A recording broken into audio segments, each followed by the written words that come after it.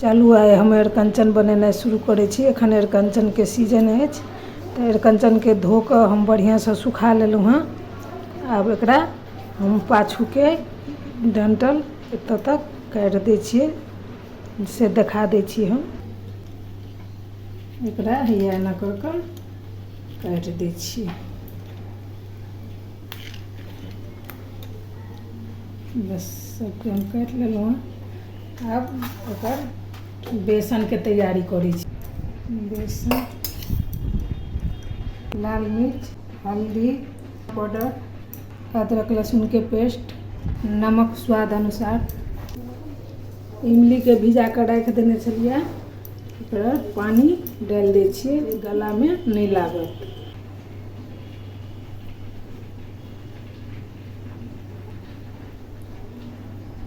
अब एकरा अच्छा से मिला लिया। ये हमर घोल बन के तैयार भ गया। कनी फेंट ले छी बढ़िया से। हम बनेनाइ शुरू कऽ देलहुँ हँ। तऽ सबसे पैघ पात जे अछि तकरा हम सबसे नीचा में लेब आ पात के उल्टा देबै। हम किचन स्लैब पर छी, हमरा कोनो अथी नहीं छला, ताहि दुआरे अहाँ सबके जे पर मोन हैत ताहि पर बना सकै छी। अब एहिमे घोरलाहा बेसन मोटा कऽ कऽ लगा देबै जे फूलत नहीं बाद में।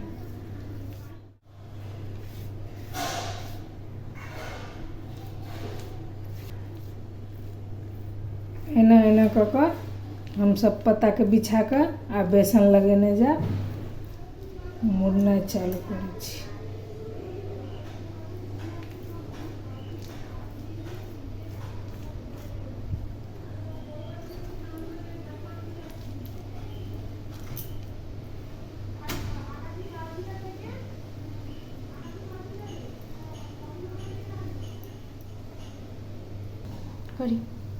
लास्ट में एकरा मोड़ लिए बढ़िया से बेसन लगा कर।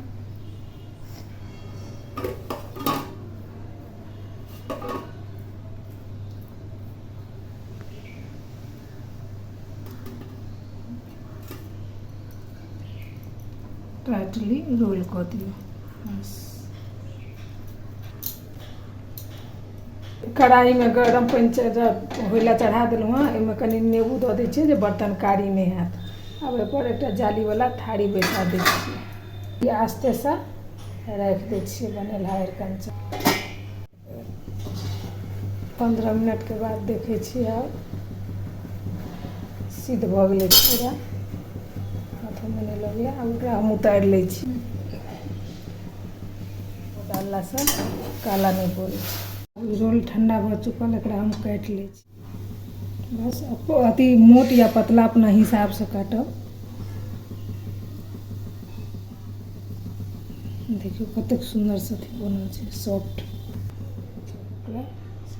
चलै छी तोड़े के प्रोसेस। सरसों तेल एक एकटा के अरिकंचन। आब एकरा हम धीरे धीरे पलट लेब। देखियो कतेक सुंदर लगे छै ना देखे में, लाल लाल। बहुत बढ़िया बने छै खाए में। एक बेर बना के देखबे। बनके तैयार है। आब एक एक कऽ निकालि लै छी। एकरा अहाँ भात के साथ में, रोटी के साथ में, जे संगे नीक लागे खा सकै छी। बहुत बढ़िया बने छै। एक बेर लाइक रेसिपी बन के तैयार है। अब वीडियो अच्छा लागत तो लाइक सब्सक्राइब जरूर से करब। धन्यवाद।